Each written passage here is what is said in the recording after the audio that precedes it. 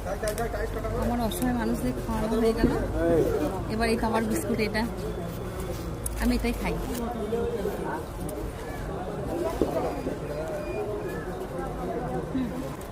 একটা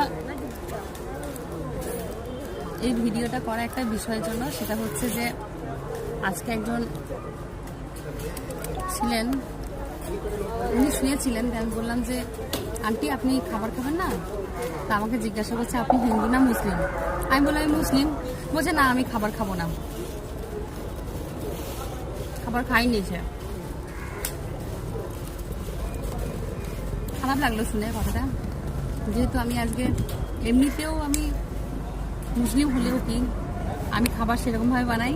আর আমাদের মধ্যে হিন্দু আর মুসলিম কোনো ব্যাপার নেই। তো ব্যাপার হচ্ছে যে আজকে এমনিতেও খাবারটা শুকনোই ছিল। একটা করে মিষ্টি ছিল, কলা ছিল, 2 পিস করে রুটি ছিল, একটা করে জলের বোতল। যে আমি মুসলিম